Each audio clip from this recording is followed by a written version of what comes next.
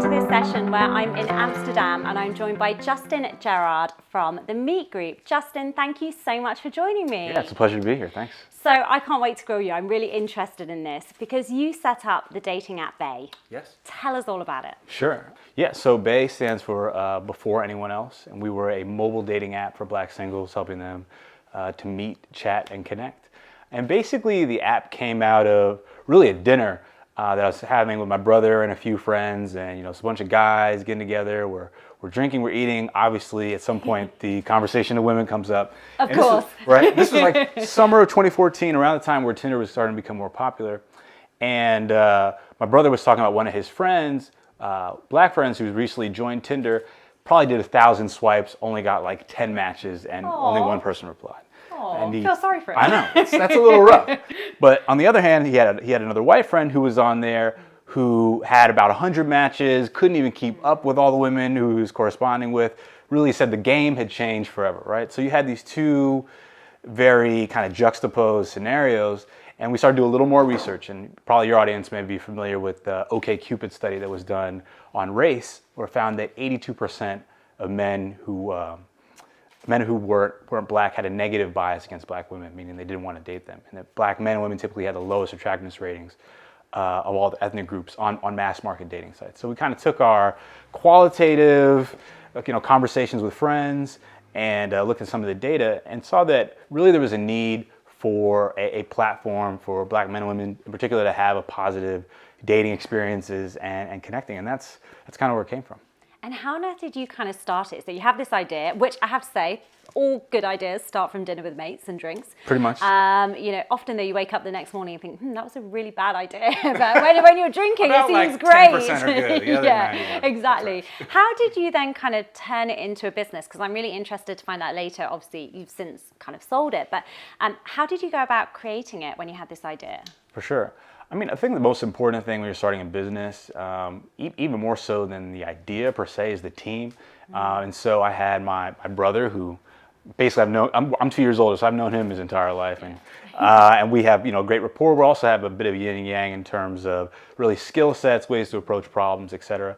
So I thought that we were really good partners for each other because there was that level of trust there, and we both he had a background in working in advertising and doing things with Nielsen, a background in marketing, product, so it worked pretty well. What we needed was a technical co-founder as well, which when I was in business school at Dartmouth, I found an undergrad student who had kind of a bit of a coding background. So once we kind of had the solidified team there, then it made sense to go to kind of the next steps, which were the actual development in the app. And for anyone who's kind of worked in the app space, that can be a bit of a harrowing experience, right? Like if I go to Nepal or India, some of these other countries, I'm not necessarily connected with people out there. I don't know if I'm going to get a good rate or what's happening. So we kind of had some ups and downs a bit in terms of development at first, but then found a great team to work with and started to put together basically the plan of how we're going to launch the app.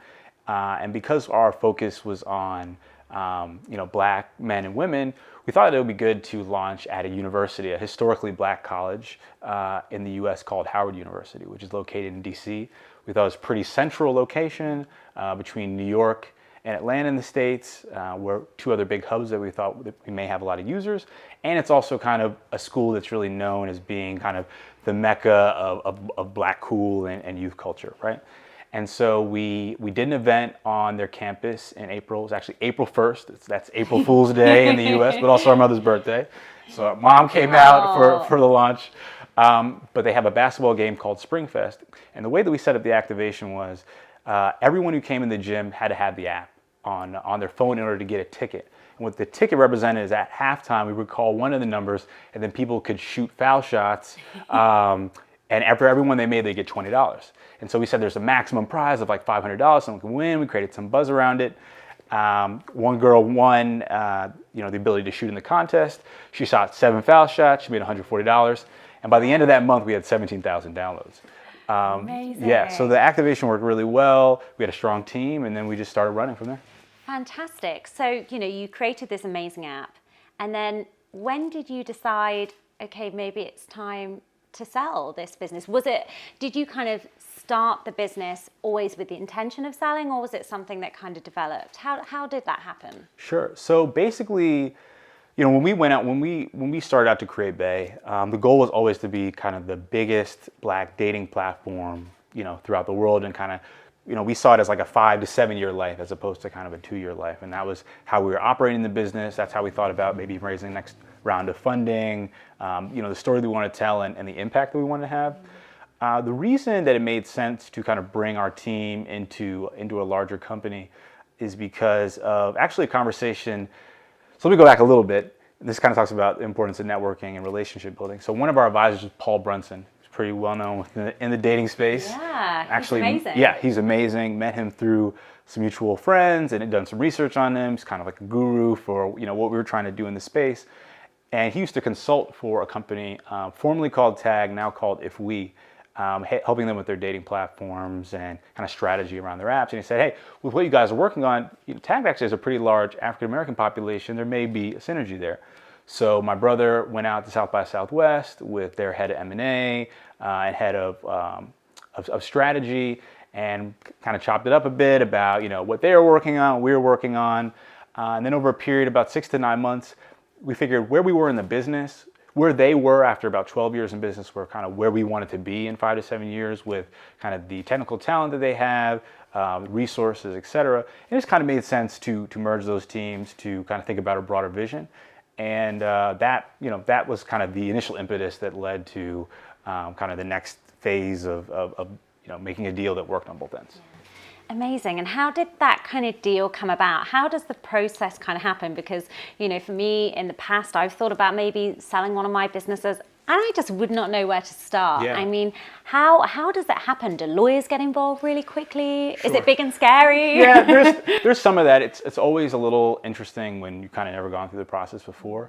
For our team specifically, because it was a much larger company. So just give a bit of background, Tag over the life of the business has had hundreds of millions of users. I think over 300 million users. So it wasn't necessarily kind of the number of users that we had, but more about our team and kind of the knowledge and skill set that we were able to bring through, relatively smaller budget, but having a great impact, and being, within the space, and all African American founders, kind of a knowledge base they didn't necessarily have within their company. So because it was more of a talent acquisition, it was kind of figuring out, all right, well, how much value are we providing? Or do we think we're going to provide as a team? And then what is the period of time that we're going to stay with the business that it makes sense on both ends in terms of kind of like a vesting period. Yeah. So that's it's going to be different for different companies based on if they're acquiring you for kind of your database of users, or for you specifically because you bring something to the table or have a knowledge base. But for us, it's more about our small team and what we were able to accomplish, as opposed to necessarily the number of users that we had, although we did grow to over 200,000 users. Incredible. And how long did it take for that kind of process to happen? So I would say from having the initial conversation to the actual acquisition is probably like 9 months, around that time. And again, especially when you're bringing a team in, you want to make sure there's fit, because we have a leadership role within the company, and ensure that kind of the strategy on both ends makes sense, and the value is really going to be appreciated. And so, you go through a bit of dating and changing some data and talking about kind of vision and things like that. And so that's kind of what went into the process.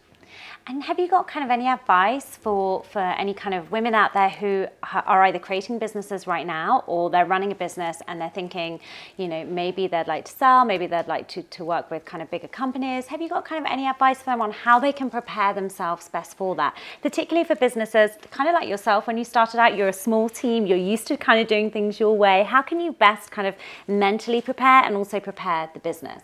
Sure. I think in terms of mental preparedness, you have to understand kind of what you want to get out of a transaction. So if it's going to be joining a larger team, I think it's really important to be aligned with the leadership team that you're joining in terms of vision, in terms of what you're going to be doing day to day, team you're managing, et cetera.